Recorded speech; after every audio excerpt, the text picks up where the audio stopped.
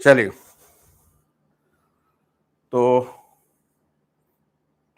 आज हम लोगों का जो टॉपिक है वो एमआईक्यू है। और एमआईक्यू केस में जैसा कि हम लोग जानते हैं कि मल्टीपल इंटेलिजेंस फ्रेमवर्क, इसमें हॉवर्ड गार्डनर साहब का नाम आता है। और इसमें आपको कई क्वेश्चंस मिल जाते हैं, किसी भी एग्जाम में आप दोगे, चाहे आप सेंट्रल टीटी का दो और चाहे आप शिक्षक भर्ती का किसी में, इससे क्वेश्चंस बहुत आते हैं। और डी ट्रिपल एस भी, जैसे कि अभी यह है कि सेंट्रल टीटी का आपको पता ही होगा कि इस बार जो है ऑफलाइन मोड में करा रहे हैं। इस बारे में हम लोग बाद में डिस्कस करेंगे कि क्यों करा रहे हैं, क्या रीजन है। हो सकता है कल की क्लास में इस बारे में डिस्कस करेंगे। तो यहाँ पर जो हम लोग एमआईक्यू की बात कर रहे हैं, इसमें आप मान के चलो कि आपको कम से कम दो क्वेश्चन तो मिल जाते हैं। मल्टीपल इंटेलिजेंस फ्रेमवर्क से आपको दो क्वेश्चन तो कम से कम मिल ही जाते हैं और सारे एग्जाम्स में लगभग पूछे जाते हैं।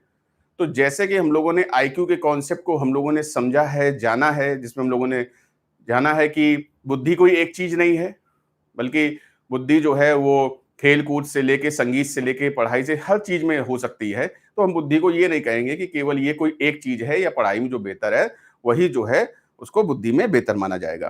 तो कॉन्सेप्ट आईक्यू का था तो एमआईक्यू की क्या जरूरत पड़ी। बात यहां पर ये आई कि जब आईक्यू का कॉन्सेप्ट था तो फिर एमआईक्यू की जरूरत पड़ी। तो भाई चक्कर क्या था कि चीजें व्यवस्थित रूप से नहीं थी, एक कहते हैं ना मैनर्ड वे में नहीं थी, सब तितर बितर पड़ी हुई थी।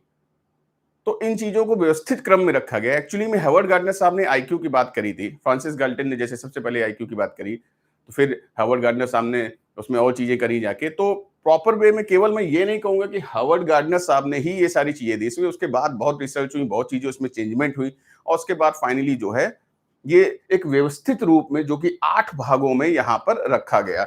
ये हार्वर्ड गार्डनर का कॉन्सेप्ट यहां पर आया। अब एमआईक्यू को अगर हमें समझना है, जो इसमें क्वेश्चंस रहते हैं, चूंकि कोई मैचिंग वाले क्वेश्चंस रहते हैं तो इसलिए इसको हमें बहुत ध्यान समझना पड़ेगा, काफी इंपॉर्टेंट टॉपिक हो जाता है। हम लोगों ने लास्ट चैन पे 4 पिलर्स ऑफ लर्निंग भी क्लास ली थी और उसमें काफी क्वेश्चंस रहते हैं जो एग्जाम्स में पूछे जाते हैं। जब हम लोग क्वेश्चन पेपर डिस्कस करेंगे, अब चूंकि डेट भी आ चुकी है तो वहां पे जल्दी जल्दी प्रैक्टिस भी करेंगे। तो आज हम लोग यहाँ पर एमआईक्यू की बात कर रहे हैं, मल्टीपल इंटेलिजेंस फ्रेमवर्क, और इसके कितने भाग है, 8 भागों में एक तरीके से आईक्यू को बांटा गया है। अब इसमें क्या हुआ, जो पहला भाग दिया वो क्या है, लिंग्विस्टिक। लिंग्विस्टिक मतलब लैंग्वेज से बना है, लिंग्विस्टिक आप हिंदी में कहोगे तो भाषिक, भाषा से भाषिक बना है। हिंदी लिखने की उतने एक्चुअली में जगह भी नहीं थी और मतलब में नहीं बनता है, तो लैंग्वेज से समझ में आता है क्या होती है लिंग्विस्टिक। और लिंग्विस्टिक में क्या आता है, कम्युनिकेशन। कम्युनिकेशन का मतलब क्या होता है, संप्रेषण। कम्युनिकेशन का मतलब होता है संप्रेषण, जो हम कम्युनिकेट करते हैं, संप्रेषित करते हैं एक दूसरे से अपनी बात। अब एक बात कही जाती है कि मीठी वाणी बोलिए मन का आपा खोए, औरन को शीतल करे आपू शीतल होए। इस तरीके से मुझे नहीं याद है किसने, कबीरदास ने कहा कि सूरदास ने कहा, लेकिन ऐसी बात कही गई। कुछ लोग मधुर बोलते हैं, जिसे कहें कि मृदुभाषी, उनकी भाषा सुनना हमको अच्छा लगता है, मीठा बोलते हैं, लगता है कि इनकी बात सुनते जाएं। लेकिन ये भी एक तरीके का आईक्यू होता है, ये हर कोई नहीं कर सकता है। आप सोचो कि आप भी मीठा बोलने लगो, आप भी लोगों से बड़े मीठे से बात करो, तो ऐसा नहीं हो पाता है, क्योंकि ये भी एक तरीके का आईक्यू है। और हम लोगों ने जाना हुआ है कि आईक्यू क्या होता है, जन्मजात होता है। आईक्यू क्या होता है, जन्मजात, बढ़ाया घटाया नहीं जा सकता है। आईक्यू केस में हम लोगों के प्लेलिस्ट में पड़ा हुआ है, जिनका नहीं टॉपिक क्लियर है वो आईक्यू में वहां पर देख सकते हैं, फिर इसके बाद एमआईक्यू आपको समझ में आ जाएगा। तो आईक्यू जन्मजात होता है, यानी बढ़ाया घटाया नहीं जा सकता है, जिसके पास जो है ईश्वर ने उसको वो चीज दी है। अब यहां पे क्या बात आई कि लैंग्वेज से जुड़ी हुई बात है, लैंग्वेज में क्या होगा, कम्युनिकेशन होगा। तो यहां पर ये बात कर रहे हैं कि जो लोग मीठा बोलते हैं, मधुर बोलते हैं, उनके पास ईश्वर ने ये एमआईक्यू दिया है, ये आईक्यू उनको दिया हुआ है, सबके पास नहीं हो सकता है। अगर हम लोग चाहें कि हम सब मधुर बोलने लगे, मीठे से बात करने लगे, सबको अच्छा लगे, तो ऐसा पॉसिबल नहीं होगा। शब्द वही हैं, लेकिन उन शब्दों का प्रयोग कैसे करना है। जैसे माननीय अटल जी जब जीवित थे तो उनकी जब भाषण हुआ करता था, विपक्ष भी उनकी बात को सुनता था, कैसे वो शब्दों को पिरोते थे, कविताओं के रूप में रखते थे। माननीय प्रधानमंत्री जी जो हैं भाषण देते हैं तो लोग उनकी बात को सुनते हैं, मन की बात को उनको सुनते हैं, क्योंकि शब्द वही हैं, लेकिन उन शब्दों को कैसे हम पसंद करते हैं, बात ये आती है। अमिताभ बच्चन साहब जिन्होंने सबसे पहले कौन बनेगा करोड़पति में लोगों को यह बताया कि फोन करने के बाद भैया यह मत पूछो कि कौन बोल रहा है। उन्होंने बताया कि मैं केबीसी से अमिताभ बच्चन बोल रहा हूं, क्या मेरी इनसे बात हो रही? देखिए शब्द वही हैं, लेकिन किस तरीके से रखते हैं लोगों को उनकी बात को सुनना अच्छा लगता है। लोग मंत्रमुग्ध हो जाते हैं, इतना अच्छा बोलते हैं, इतने ज्यादा तरीके से सलीके से शब्दावलियों को कैसे कंट्रोल करना है, किस तरीके से प्रस्तुत करना है, बच्चों से कैसे बात करनी, बुजुर्ग से कैसे बात करनी, तो उनकी बात को लोग क्या है बहुत प्यार से सुनते हैं। तो ये भी एक तरीके का आईक्यू है जो उनको मिला हुआ है। अब यहां पर कैसे आएंगे, एग्जाम्पल्स कौन से हो सकते हैं? जैसे अगर हम बात करें कवि की, कवि की बात करें तो कवि जो कविताएं लिखता है तो वहां पर क्या है उसको शब्दों का चयन बहुत अच्छे से पता था, किस तरीके से रखना है। जैसे कुमार विश्वास साहब, कोई दीवाना कहता है, कोई पागल समझता है, सुना होगा सबने, देखा भी होगा। तो कितनी अच्छी उनकी कविताएं लिखी, शब्द वही हैं हिंदी के, लेकिन उन्होंने इस तरीके से रखे कि हमें वह अच्छे लगे। जो कवि होता है या जो पोएट होता है या कहे कि जो स्क्रिप्ट राइटर होता है, जो डायलॉग लिखता है किसी फिल्म के, रिश्ते में हम तुम्हारे बाप लगते हैं, नाम है शहंशाह, अब बना देता कोई डायलॉग इससे पहले भी, अमर हो गया ये डायलॉग। तो क्या है ये स्क्रिप्ट राइटर, जो शब्दों का जो चयन है, आप देखते हो कई डायलॉग हिट होते हैं फिल्मों के, वेब सीरीज के, तो वहां पर क्या है कि वो शब्दों का चयन करते हैं कि ये शब्द यहां पर बिल्कुल सही फिट बैठेगा, इस तरीके से बोला जाएगा तो यह चीज बहुत ज्यादा अच्छी ढंग से आएगी। ये कॉन्सेप्ट होता है आपका लिंग्विस्टिक्स से, लैंग्वेज से, कम्युनिकेशन से। ध्यान रखिएगा, कोई क्वेश्चन कहीं पे आ रहा है जहां पे बात की जा रही है भाषा की, लैंग्वेज से रिलेटेड, तो उसका आप जवाब लगाओगे लिंग्विस्टिक। यानी मैं कह सकता हूं कि एक अच्छा वक्ता, जो पार्टी का कोई प्रवक्ता होता है, तो वो क्या है, उसके पास लैंग्वेज की कमांड होती, क्या बोलना है, कैसे बोलना है, ऐसे कुछ भी नहीं बोल देता है, तो उसे अपनी भाषा पर पकड़ होती है। तो ऐसे जो लोग होते हैं वो सब किस में आएंगे, लिंग्विस्टिक में। यानी आप कहोगे कवि भी आएगा, एक वक्ता भी आएगा, यानी स्पोक पर्सन भी आएगा, एक पोएट भी आएगा, वो सारे लोग किस में आएंगे, लिंग्विस्टिक में। इतनी बात सबको समझ में आ गई भाई? बता दो, जल्दी जल्दी मैसेज कर दो, सबके रिप्लाई आ जाने चाहिए, क्योंकि आपको इसमें मैचिंग वाले क्वेश्चंस मिलेंगे।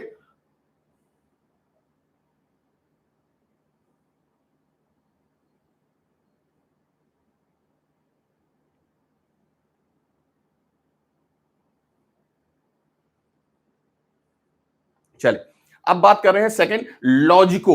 नाम से ही समझ में आ रहा, लॉजिक से बना है क्या, लॉजिको, तर्क से बना है, तार्किक। और तर्क कहां होता है, लॉजिक कहां होता है, तो मैथमेटिक्स में होता है, गणित में होता है, रीजनिंग में होता है,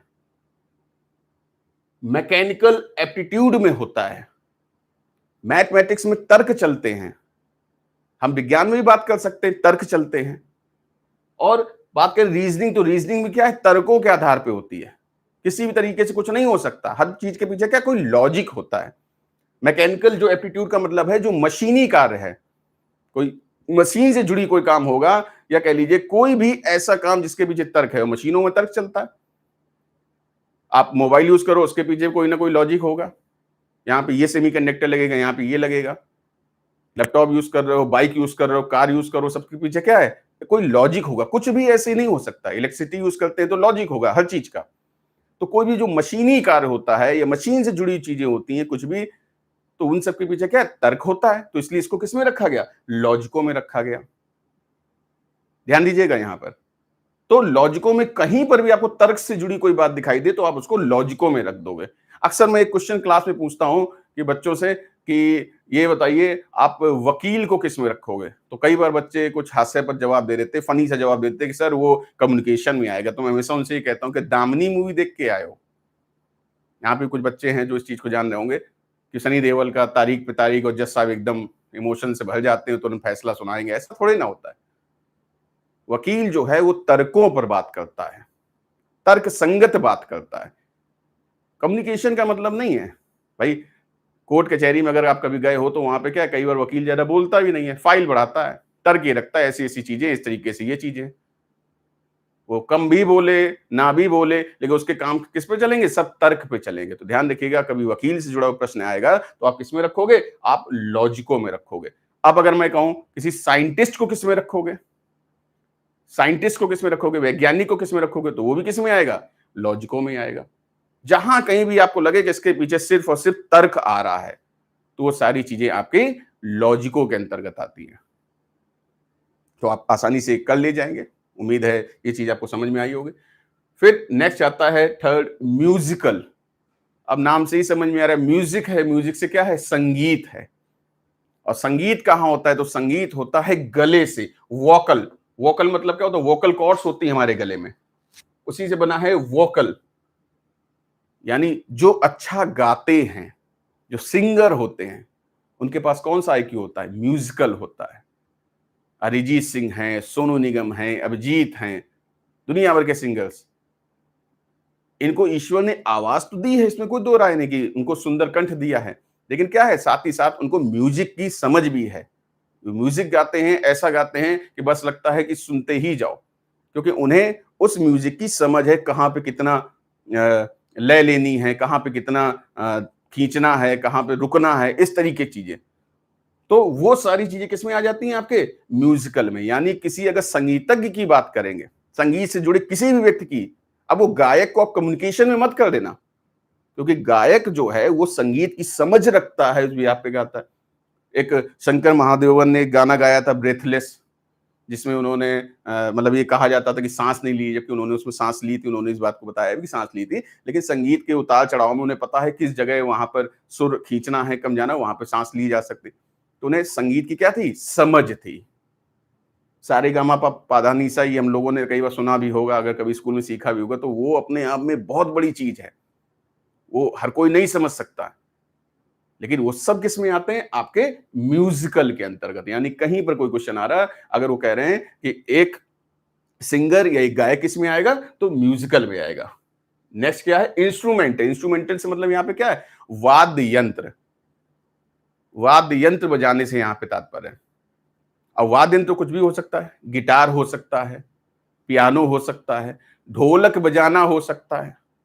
अक्सर जो कई बार समस्या रहती है कुछ लोगों की, जो सास लोग होती हैं, उनकी बहुओं को बड़ी समस्या रहती है कि वो चाहती हैं कि उनको अच्छे से ढोलक बजाना आए, मंजीरा बजाना आए, ऐसे कुछ ना कुछ सुरताल आए, और उनको नहीं आता है। तो भैया आईक्यू तो जन्मजात होता है, तो वो तो पैदा किया नहीं जा सकता। आप एक दो चीजें सीख भी लोगे, लेकिन आप वैसे कर नहीं पाओगे। तो बात ही कॉन्सेप्ट यहाँ संगीत की हो रही है। संगीत में क्या है, वाद्य यंत्र है, गिटार बजा रहे हैं, पियानो बजा रहे हैं, तो उसकी एक समझ होती है, हर कोई नहीं कर सकता। आप एक दो मान लो सीख भी जाओगे तो उससे फर्क नहीं पड़ता है। गाने के साथ कैसे पकड़ बनानी है, कहाँ पे हमें थाप ज्यादा देनी है, कहाँ पे हमें ढोल नीचे रखना है, तो ऐसा कोई भी वाद्य यंत्र से जुड़ी अगर कहीं पे कोई बात आ रही, कुछ भी, गिटार, पियानो, ढोलक, मंजीरा, कुछ भी, वो सब कुछ किस में आएगा, वो आपका म्यूजिकल में आएगा। कॉन्सेप्ट को समझिएगा। फिर म्यूजिकल एप्टीट्यूड। अब म्यूजिकल एप्टीट्यूड क्या कह रहा है, इस चीज को समझिए। म्यूजिकल एप्टीट्यूड ये कह रहा है कि संगीती अभिरुचि, या कहें संगीत की समझ होना,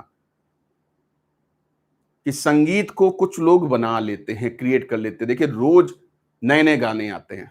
मैं कहूं आप भी गाना बना के दिखा दो, कोई कोई धुन तैयार कर दो, आसान नहीं होगा। हो सकता है आप में से कुछ लोग कर भी लो, लेकिन मुश्किल होता है। जिसके पास होगा वो कर लेगा, क्योंकि वहां पे उसे समझ है कि धुन और सुर और किस तरीके से बनाना है। ऐसा संगीत जो है, जिसकी चीजें समझ में आए लोगों को, ये कॉन्सेप्ट कठिन होता है। ये वही कर पाता है जिसके पास ये आईक्यू होता है। रोज देखिए लोग नए नए गाने बनाते हैं इस तरीके से, और वहां पे गाने कितने बेहतर तरीके से चलते भी हैं, या रिमिक्स बनते हैं। तो वहां पर क्या है, उनकी समझ होना, कैसे उसको करना है, किस तरीके से सुर लय ताल में लाना है, वो सब कुछ आपका किसमें आता है, म्यूजिकल एप्टीट्यूड में आता है। तो ये भी किसमें आ जाएगा, आपका संगीत में आ जाएगा। बड़ा सिंपल सा है। चलिए नेक्स्ट आते हैं। नेक्स्ट क्या है आपका, फिर है आपका काइनेस्थेटिक। कई बार काइनेस्थेटिक और कई बार काइनेस्थेटिक नाम से भी जानते हैं। इसका मतलब होता है कि काइनेटिक का मतलब होता है गति, तो ये बनता है गति से, तो गतिक आईक्यू बोलते हैं इसे। गति से बना है गतकी, ऐसे भी बोलते हैं। तो जहां कहीं भी गति होगी, और गति कहां होगी, तो गति होगी बॉडी के किसी पार्ट की। बॉडी के किसी पार्ट में जो मूवमेंट है, बॉडी पार्ट से कोई मूवमेंट यदि हो रहा है, तो वो आपका आता है काइनेस्टिक में। और काइनेस्टिक में क्या है, dance and drama. Dance and drama, Pappu can't dance साला, गाना सुना होगा।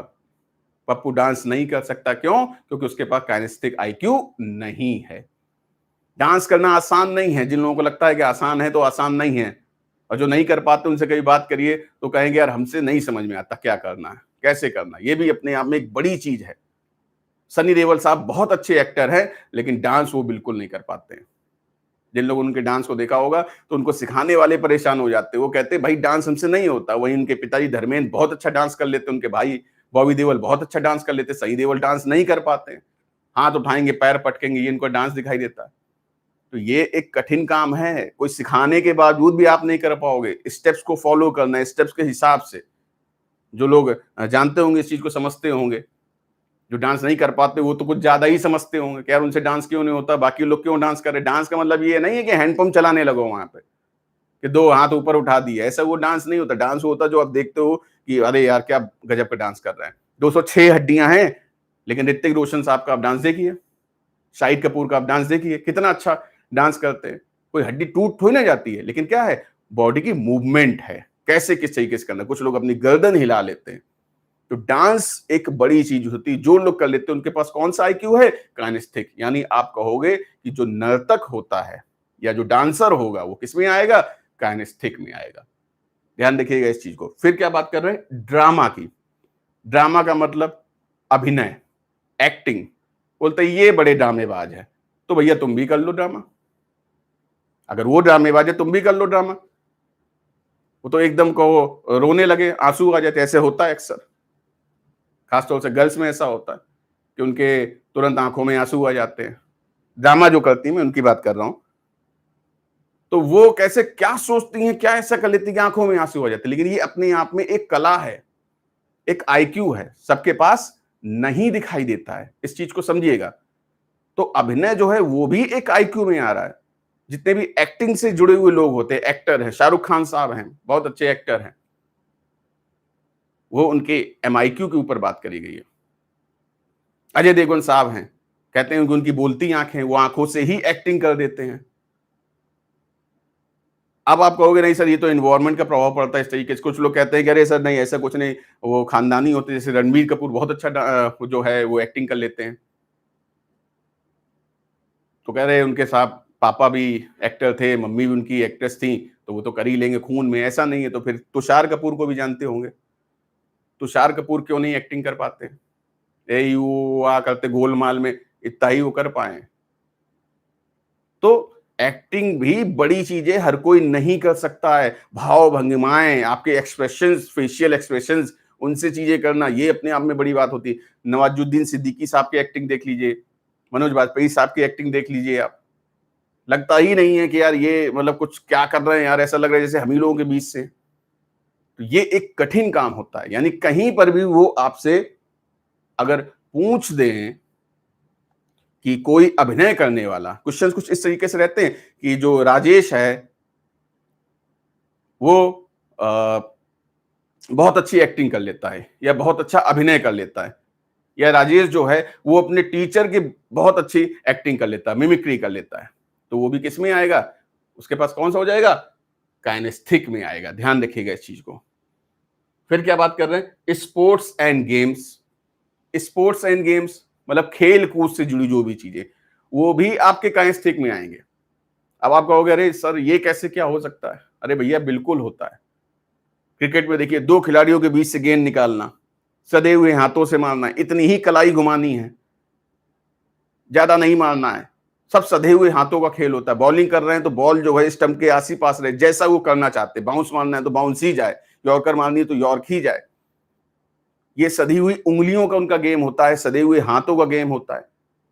कैच लेना है, किस तरीके से जजमेंट करना। एक जॉन्टी रोड्स खिलाड़ी हुआ करते थे, वो हवा में ही कैच पकड़ते थे और हवा से ही जो है वो मार देते थे, स्टंप में मार देते थे, रन आउट करा देते थे। एमएस धोनी साहब का आपने देखा कई बार, बिना देखे गेंद पकड़ी हाथ में और बिना स्टंप में पीछे देखे वो मार दिया। ये अंदाजा, क्या सटीक अंदाजा। तो कोई भी जो खिलाड़ी होगा वो किस में आएगा? वो काइनेस्थिक में आएगा। अगर इंडोर गेम्स की बात करें तो कैरम, ज्यादा पाउडर डाल लेने से कभी भी जो है क्वीन उसमें नहीं जाती है गोले में। अक्सर रहता है ना, पाउडर जरा दो को बताते हैं, जबकि कुछ लोग क्या है, बहुत सधी हुई उंगलियों की सहायता से जिस गोटी को चाहते उसको गोल में पहुंचा देते। कंट्रोल है ना उनकी अपनी उंगलियों के ऊपर। कॉन्सेप्ट ये, लूडो भैया नहीं आएगा। हमसे किसी क्लास में किसी ने कहा सर लूडो में भी होता है, भैया लूडो नहीं आता, लूडो कॉन्सेप्ट नहीं आएगा, चेस भी नहीं आएगा, शतरंज भी नहीं आएगा। शतरंज किस में आएगा बताओ, ये मैसेज कर दो एक एक, शतरंज किस में आएगा?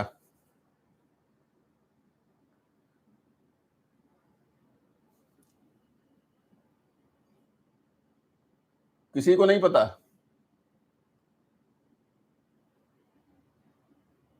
अभी तक जो भी आपने पढ़ा इसमें बता सकता है कि शतरंज किस में आएगा? चेस लॉजिकों में आएगा, लॉजिकों में आएगा, वो भैया दिमाग का खेल है। तो यहां पर मतलब समझ गए होंगे, जहां बॉडी के किसी पार्ट की बात हो रही, मूवमेंट की बात हो रही है, तो वहां पर जो है ये सारी चीजें आपके काइनेस्थेटिक के अंतर्गत आती है। यानी खिलाड़ी भी हो गया, एक्टर भी हो गया, अभिनेता, ये सारे लोग इसी के अंतर्गत आएंगे। फिर क्या बात करें, स्कल्पटिंग। स्कल्पटिंग का मतलब होता है मूर्तिकारिता, शिल्पकारिता। मूर्तियों को बनाते हैं ना लोग ठोक ठोक के छेनी हथौड़ी से, तो उसमें भैया बहुत सदी हुई उंगलियों की जरूरत होती है, हर कोई नहीं बना सकता है। तो ये कॉन्सेप्ट सारे काइनेस्थेटिक में आ रहा है। आप कहीं पर भी आप देखो, आपके बॉडी पार्ट का, उंगलियों का, हाथों का, पैरों का जो उपयोग हो रहा है, वो सब कुछ किसमें आ रहा है? वो काइनेस्थेटिक में आएगा। एक क्वेश्चन सेंट्रल टीटी का पूछा गया, उन्होंने कहा एयरफोर्स पायलट किस में आएगा? एयरफोर्स पायलट तो किसमें आएगा? काइनेस्थेटिक में आएगा। क्योंकि उसको क्या करना है, उसको सधे हुए अपने हाथों से या उंगलियों से कितना उसको जो प्लेन है उसको जमीन पे ले जाना है, दो खाइयों के बीच से निकालना है, अपने ही जो दुश्मन हैं उनको गोली मारनी है, और जो अपने आर्मी के लोग हैं उनको बचाना है। पूरा आइडिया करना, जज करना, लैंड कराना। कई कर्तव्यबाजी आपने देखी होगी, 26 जनवरी 15 अगस्त को हवा में कर्तव्यबाजी कर रहे हैं, वो क्या है? उनकी सधी हुई उंगलियों, सधे हुए हाथों का। तो ये ध्यान रखिएगा, कोई भी क्वेश्चन में आप देखिएगा, जहां कहीं आपको लग रहा है इसमें सिर्फ और सिर्फ बॉडी पार्ट्स का मूवमेंट हो रहा है और इसमें इसकी कमांड है, वो किस में आएगा? आपका काइनेस्टिक में आएगा। नेक्स्ट आते हैं फिर इंट्रापर्सनल। इंट्रापर्सनल देखिए दो चीजें होती है, एक होता है इंट्रापर्सनल और एक होता है इंटरपर्सनल। इंट्रापर्सनल की हिंदी बोलते हैं अंतरा व्यक्तित्व संबंध, अंतरा व्यक्तित्व संबंध, जबकि इंटरपर्सनल को बोलते हैं अंतर व्यक्तित्व। तो इंट्रापर्सनल क्या होता है? इंटरपर्सनल जैसे बताया मैंने, stress management, dealing with emotions और जॉयफुलनेस, जॉयफुलनेस, ऑप्टिमिस्टिक, आशावादी जिसे बोलते हैं। तो इंटरपर्सनल कौन? स्ट्रेस मैनेजमेंट, जो लोग तनाव पर अपना नियंत्रण रखते हैं, तनाव पर कंट्रोल कर लेते हैं। कुछ लोग ऐसे होते हैं ना जिन्हें बड़ी से बड़ी टेंशन आ जाए और वो क्या है, उसको डील कर ले जाते हैं। ठीक है यार, तनाव है, कर ले जाएंगे। और कुछ लोग जरा सा तनाव हुआ, जरा सा टेंशन हुआ, दिक्कत हो जाती है। तो ये क्या है? ये MIQ है भाई, ये सबके पास नहीं होता है। कुछ लोगों को तनाव इस लेवल पे हो जाता है कि उन्हें वॉशरूम जाना पड़ता है, ये मजाक वाली बात नहीं है, देखिएगा कभी। तो वो क्या है, उस तनाव को मैनेज नहीं कर पाते। और कुछ लोग बड़े बड़े तनाव हो जाते हैं और उसको हंसी खुशी झेल लेते हैं। ठीक है यार, टेंशन है, ठीक है, थोड़ी देर के लिए आई, सब ठीक करेगा भगवान, सब ठीक होगा, इस तरीके से। तो उनके पास ये MIQ है, सबके पास नहीं होता है। और इसीलिए जो अक्सर कुछ लोग रोते हैं या इस तरीके से, मैं उनको कभी सांत्वना देने बहुत ज्यादा जाता नहीं हूँ। मुझे मालूम है MIQ वाली बात, अभी हम समझाएंगे और थोड़ी देर बाद पता चला फिर ये रोने लगेंगे जाके। तो ठीक है, सांत्वना देना चाहिए उस तरीके से, लेकिन कुछ लोग होते हैं जरा सी बात पे जो है और इतना ज्यादा तनाव ले लेते हैं जितना उतना तनाव जरूरी नहीं होता है। हाँ, होना चाहिए, लेकिन उसके एक समय निर्धारित होना चाहिए कि हाँ ये 5 मिनट का तनाव है, 1 घंटे का तनाव है, 2 दिन का तनाव है, अरे हफ्ते भर का तनाव है। देखिए जीवन में समस्याएं आती हैं, बात मानते हैं, लेकिन मैं ये कह रहा हूं कुछ लोग उसका सामना बहुत आसानी से कर लेते, कुछ लोग नहीं कर पाते। तो जो नहीं कर पाते उनके लिए क्या है, उनके पास वो MIQ नहीं है उनके पास। ध्यान दीजिएगा, इसका मतलब ये नहीं कि कोई किसी की समस्या हो जिस तरीके से, तो तनाव आपको नहीं होगा। तनाव वहां जायज है, बिल्कुल जायज है, लेकिन कई बार क्या होता है कि जो इतना तनाव नहीं, कि जैसे अब एग्जाम क्वालिफाई नहीं हुआ या सेंट्रल टीटी नहीं निकला मान लीजिए, तो जीवन चला गया, या नौकरी नहीं मिली तो क्या जीवन चला गया? बहुत कुछ है करने को। कुछ लोग ये सोच के आगे बढ़ जाते हैं और कुछ लोग क्या उसी का रोना रोते रहते हैं। तो ये कॉन्सेप्ट है आपके एमआईक्यू से, कौन सा? इंट्रापर्सनल से। फिर क्या बात कर रहे हैं? डीलिंग विद इमोशंस, संवेगों पर नियंत्रण। संवेग कौन से? क्रोध, प्रेम, भय, ईर्ष्या, इन पर नियंत्रण। कुछ लोगों का बहुत नियंत्रण होता है। अब वो लोग जो होते हैं ना, जो छिपकली और कॉकरोच से देख के डर जाते हैं, चिल्ला पड़ते हैं, अरे बचाओ कोई। और कुछ लोग ऐसे जड़ीले टाइप के होते हैं, वो सांप भी पकड़ लें, क्योंकि उनका क्या है? भय के ऊपर कंट्रोल है। भय का मतलब ये ध्यान रखिए, ये नहीं कि शेर आ जाए, नहीं हम तो बिल्कुल नहीं डरेंगे, हम तो शेर के सवा शेर हैं। मतलब ये नहीं है, मतलब जहां जितना भय कितना होना चाहिए, मैटर ये करता है ना। रास्ते में जा रहे हैं, मान लीजिए कुत्ते कुछ हैं, कुछ लोग आसानी से निकल जाते हैं, ठीक है, खड़े हैं, खड़े रहेंगे। और कुछ लोग क्या वहीं से उनकी तबीयत हाथ में तुरंत जो है वो डिल्ला इल्ला ले लेते हैं, हम लोग कानपुर की लैंग्वेज में बोलते हैं, अद्धा अद्धा ले लेते हैं। तो जबकि वो भी कुछ नहीं कर रहा है यार, अपना वो बिजी है, खड़ा तुम्हें काटने के लिए थोड़ी ना वहां पे खड़ा हुआ है। लेकिन कुछ लोग क्या है, अपने भय को कंट्रोल नहीं कर पाते। क्रोध है, प्रेम है, भय है, ईर्ष्या, कुछ भी। ईर्ष्या कुछ लोग बहुत आसानी से कंट्रोल कर लेते हैं, ईर्ष्या वो नहीं करते हैं, या है भी तो मन ही में, कोई ऐसी बात नहीं, हंस के। और कुछ लोग क्या तुरंत जाहिर कर देते हैं। तो कॉन्सेप्ट यहां पर यही बता रहे हैं कि ये भैया जो भी लोग हैं, इनके पास क्या एमआईक्यू है। जो नहीं कर पा रहा है उसके पास एमआईक्यू नहीं। क्वेश्चन कुछ भी कह सकते हैं, क्वेश्चन वो कह सकते हैं कि रेखा जो है वह छोटी छोटी बातों पर विचलित हो जाती है, परेशान हो जाती है, रोने लगती है, या अवसादग्रस्त हो जाती है। आप क्या समझ जाओ उसके पास कौन से एमआईक्यू की कमी है? इंट्रापर्सनल। तो क्वेश्चन आप देखोगे वहां पे आपको आसानी से समझ में आ जाएगा। जब हम लोग क्वेश्चंस करेंगे तो और ज्यादा अच्छे समझ में आ जाएंगे कि कुछ बच्चे हैं, ऐसे आप कह सकते हैं कि जो राजेश जो है उसको उसका परफॉर्मेंस अच्छी नहीं आती, उसकी रिजल्ट नहीं आता, लेकिन वो बहुत ज्यादा इस बारे में नहीं सोचता है और बच्चों के साथ खेलने चला जाता है, या बच्चों के साथ हंसने और खेलने लगता है। तो उसके पास कौन सा एमआईक्यू है? इंट्रापर्सनल। तो ये बात आपको समझ में आई होगी। इसके बाद है आपका एक चीज और छूट रही है, फिर है जॉयफुलनेस और ऑप्टिमिस्टिक। जॉयफुल मतलब खुश रहने वाले। खुश रहने वाले व्यक्ति भी इसमें आते हैं। कुछ लोग होते हैं ना, हमेशा खुश रहते हैं, वो छोटी छोटी बातों में खुशियां ढूंढ लेते हैं, ऐसे कुछ लोग होते हैं। और कुछ लोग ऐसे होते हैं जो कितनी बड़ी खुशी की बात हो उसमें दुख ढूंढ लेते हैं।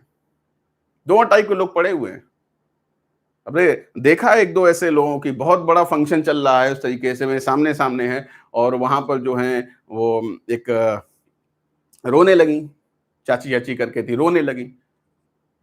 और बहुत बढ़िया, मतलब बच्चे का बर्थडे वड्डे हुआ था, तो बड़े सब खुश थे उस तरीके से। और वो रोने लगी, उनसे पूछा गया चाची क्यों रो रही हो? तो बोले बब्बा होते तो आज कितना खुश होते। जबकि बब्बा उनके कोई खास नहीं, बब्बा मतलब उनके पूर्वजों में 200 साल 150 साल पहले निपट गए थे, उनकी फोटो देख के वो रोने लगी। हद है। ऐसे भी लोग होते हैं। और कुछ लोग ऐसे होते हैं जो दुख में भी खुशियां ढूंढ लेते हैं। वो ऐसे लोग हैं जो तेरही में भी कहते हैं यार खाना ही मिलेगा आज बढ़िया, रसगुल्ला ही मिलेगा। भरी ट्रेन में या बस में जा रहे हैं, गर्मी में हमारे पसीने बहा रहे हैं, तब भी वो खुश हैं। अब उनको कोई कारण दिख गया होगा खुश होने का। तो कॉन्सेप्ट यहां पर यह है कहने का कि कुछ लोग ऐसे होते हैं जो अक्सर खुश रहते हैं, हंसते रहेंगे, मुस्कुराते रहेंगे, आपको उदास नहीं दिखेंगे। उनके पास क्या है? एमआईक्यू है। कौन सा है? इंट्रापर्सनल। इसी तरीके से ऑप्टिमिस्टिक टाइप के लोग, आशावादी, जो कभी निराश नहीं होते हैं। मैं हमेशा एक एग्जांपल लेता हूं मोहम्मद गोरी साहब का, जिन्होंने 16 बार या 17 बार आक्रमण किया पृथ्वीराज चौहान के ऊपर और हार नहीं मानी। आप समझते हैं 16 बार आक्रमण करने का मतलब आसान नहीं होता। यहाँ एक बार दो बार कोई काम ना बने, तीसरी बार में हम लोग फ्रस्ट्रेट हो जाते हैं। 16 बार करते रहे कि आज नहीं कल जीतेंगे। ऐसे लोग होते हैं जो कहते हैं अरे इस एग्जाम में नहीं हुआ, क्या हुआ, दूसरे में होगा, इसमें नहीं तो तीसरे में होगा। हार नहीं मानेंगे, लगे रहेंगे, होके रहेगा। उनके मन में कभी भी सुसाइड जैसी भावना इस तरीके से कभी नहीं आती। उनके पास कौन सा एमआईक्यू है? इंट्रापर्सनल। ये ईश्वर ने किसी किसी को दिया, सबको नहीं दिया। और कुछ लोग तुरंत जो है, कोई एग्जाम नहीं निकला, पंखा देखने लगते हैं, पंखे को चेक करने लगते हैं। लालू प्रसाद यादव जी जैसे लोग, उनकी मैं बहुत तारीफ करता हूँ। चारा घोटाला हो गया, उनको जेल भेजा जा रहा है, उनसे कहा जा रहा है कि लालू जी आपको तो जेल हो गए। कह रहे तो क्या हुआ, बड़े बड़े क्रांतिकारी जेल गए हैं, जेल में क्या इंसान नहीं जाते? महात्मा गांधी भी गए थे, कोई टेंशन नहीं। यहाँ छोटा सा कोर्ट से एक सम्मन भी आ जाए कि आपका जो है फोन का बिल नहीं जमा हुआ है, या आपके जो है चालान कट गया, उसमें लोग परेशान हो जाते हैं। तो कॉन्सेप्ट यहाँ पर यही सब चीजें बताने की कोशिश हो रही कि आप उम्मीद ना छोड़े, अपने भय, अपने संवेगों पर आप कंट्रोल करते हो, तो ये अपने आप में क्या बड़ी बात है, सबके पास नहीं होता है। ये कॉन्सेप्ट हुआ आपका इंट्रा पर्सनल। चलिए नेक्स्ट बात कर रहे हैं इंटरपर्सनल की। ध्यान रखिएगा, इंट्रा हमेशा खुद से होता है, इंट्रा हमेशा खुद से होता है, जबकि इंटर जो होता है वो हमेशा किससे होता है? समूह से होता है। इंटर हमेशा समूह से होगा। जैसे बोलते हैं ना हाई स्कूल इंटर, इंटर मतलब समूह। तो समूह से जुड़ी हुई क्या बातें होती हैं? तो लीडरशिप, लीडरशिप मतलब नेतृत्व की भावना। तो भावना होती है सबके अंदर नहीं होती है, कुछ ही होते हैं नेता टाइप के, चलो हम चलेंगे, हम बात करेंगे चल के। अक्सर ऐसा होता है ना, शिकायत विकायत करने के लिए तो एक कोई आता है, हम ये बात रखेंगे जाके। समूह में से एक कोई व्यक्ति आता है, जबकि पीछे लोग उसको फॉलो करते हैं। कुछ लोग भीड़ को आकार देते हैं, कुछ लोग भीड़ का नेतृत्व करते हैं। सबके पास नहीं होता है। कई बार ऐसा होता है कि बीच से कोई एक व्यक्ति खड़ा होता है, कहता हम इस बात को रखेंगे चल के, हमारे साथ कौन कौन है, 10-15 लोग, हम तुम्हारे साथ हैं, बाबू तुम संघर्ष करो, हम तुम्हारे साथ हैं। और जब वो पर्टिकुलर जगह पे पहुंचे, मान लो डीएम साहब के सामने पहुंचे, पता चला आधी भीड़ गायब हो गई। यार कहीं डीएम साहब है हमारा, यार कहीं दिक्कत ना पैदा कर दे, नाम पता ना लिख ले। जबकि जो नेता टाइप के लोग होते हैं वो इस चीज से नहीं डरते हैं। नेतृत्व भावना जो है वो भी अपने आप में क्या एक MIQ होती है। जैसे हम लोग कई जगह कहते हैं ना कि भैया ये बड़ी अम्मा है, बड़ी अम्मा से मतलब क्या है? उनके नेतृत्व करने की बात है, लोगों से स्पष्ट रूप से अपनी बात रखना, बिना किसी बात की परवाह की अपनी बात को रखना। नहीं फर्क पड़ता कि प्रधानमंत्री के सामने खड़े हैं कि मुख्यमंत्री के सामने खड़े हैं, अपनी बात जो रखनी है वो रखेंगे। यही तो होता है नेता। तो ये भी अपने आप में MIQ है, ध्यान दीजिएगा। यानी कहीं पे कोई क्वेश्चन बात आ रही है, उन्होंने कह दिया कि जो राधिका है वह सारे बच्चों की समस्याओं को प्रिंसिपल के सामने लेके जाती हैं या क्लास टीचर सामने लेके जाती हैं और कहती हैं कि हमारे बच्चों की समस्या है और ये इन समस्या का समाधान आप करिए। तो राधिका के पास क्या है? नेतृत्व तो है, लेकिन IQ कौन सा है? इंटरपर्सनल IQ है। बात आ रही समझ में? इंटरपर्सनल IQ है। क्वेश्चंस आप कर ले जाओगे, हम लोग क्वेश्चन डिस्कस करेंगे तो वहां पर आप आसानी से चीजें कर ले जाओगे, समझ में आ जाएगा। फिर इसके बाद बात कर रहे हैं कोऑपरेशन, सहयोग की भावना। अब भैया नेता के अंदर सहयोग की भावना तो होती है, कैसे? समूह में आप एक दूसरे के सहयोग से आगे बढ़ते हो। तुम इस काम को करो, हम इस काम को करेंगे, मैं इतना कर देता हूं, तुम इतना कर दो। ये भी एक भावना बड़ी चीज हो, सबके अंदर नहीं होती। कुछ क्या कहे, कुछ एकदम किनारे बैठे रहते हैं, तो कहते भाई हम नहीं कर पाएंगे। तो कह रहे अरे यार इतना काम करा दो भाई, अरे हम नहीं करेंगे, मेरा काम ये नहीं है। जबकि कुछ लोग उस काम को करने में सहयोग करते हैं। यानी जो ये सहयोग की भावना है वो भी है। उसमें ऐसा क्वेश्चन हो सकता है कि दीपेश जो है देखता है कि आज राहुल जो है वो किताब लेकर नहीं आया है, तो दीपेश राहुल को अपनी किताब दे देता है कि इसमें राहुल तुम पढ़ लो और इसमें मैं भी पढ़ लेता हूं। तो ये एक तरीके की बात है। तो ये किसमें आएगा? इंटरपर्सनल में। बात आई समझ में? फिर क्या बात करें? Team work. अब टीम वर्क भी बड़ी चीज है, समूह में रह के काम करना भैया बहुत बड़ी चीज है। क्योंकि कई बार क्या होता है कि हमें दूसरे के विचार नहीं पसंद है, उसको हमारे विचार नहीं पसंद है, लेकिन काम तो करना है। MS धोनी के अंदर सबसे बड़ी चीज यही देखी कि टीम वर्क। जरूरत हुई तो अपना आगे आए, उन्हें लगा नहीं हमारी ये जरूरत नहीं है, दूसरे खिलाड़ी के यहाँ ज्यादा अच्छा कर जाएगा, उसको आगे भेज दिया। अपना 100 रन नहीं बनाए, दूसरे को स्ट्राइक देके उसके 50 रन बनवा दिए। ऐसे खिलाड़ी होते हैं, वो कहते हैं नहीं तुम इस काम को ज्यादा अच्छा कर पाओगे, मेरा स्कोर नहीं हो रहा है, कोई बात नहीं है, जरूरी है टीम का जीतना, उसको आगे प्रमोट करते हैं। क्या ऐसा हो पाता है? बहुत लोगों से नहीं हो पाता। वो क्या कहते हैं, नहीं नहीं हमारा होना चाहिए। दूसरे का हो या ना हो, हमारा होना चाहिए। एक मैच हुआ था टेस्ट में, राहुल द्रविड़ साहब थे, वो अपना सैकड़ा पूरा करने के लिए ऐसा कुछ था, तो उन्होंने, मुझे ढंग से नहीं याद है लेकिन ऐसा कुछ केस हुआ था। तो वो नहीं आया, जबकि ये था कि उनको छोड़ देना चाहिए था। तो कई बार ऐसा होता है। तो टीम के साथ काम करना, टीम कैसे जीते, उस जगह अपने ईगो को दबा के रखना, ईगो को किनारे कर देना, यही तो चीजें होती हैं। नेता के अंदर यही सारी चीजें तो होती हैं कि नहीं तुम आगे बढ़ो यार, हमारी यहां जरूरत नहीं है, तुम आगे देखो। ये जो कॉन्सेप्ट आता है, ये आपके किस में आते हैं? इंटर पर्सनल के अंतर्गत। तो टीम वर्क हो, कॉपरेशन हो, लीडरशिप हो, ऐसी कोई भी क्वालिटीज अगर किसी बच्चे के अंदर दिखाई दे रही है या किसी शिक्षक के अंदर दिखाई दे रही है, तो उसके पास कौन सा एमआईक्यू है? इंटरपर्सनल। नेता समूह से जुड़ता है, लोगों से जुड़ता है, उसके पास ये क्वालिटी होती है। कैसे घुलना मिलना है, कैसे बात करनी है, इसे सबको चीजें पता होता है। ये कॉन्सेप्ट आया आपके अंदर इंटरपर्सनल से। क्या इतनी बात सबको समझ में आ गई?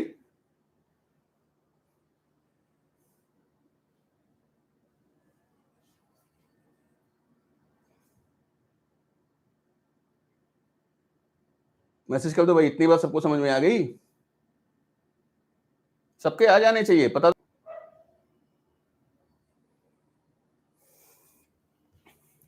अब इसके बाद आ रहा है एनवायरमेंटल, बहुत इंपॉर्टेंट टॉपिक है, ध्यान समझिएगा।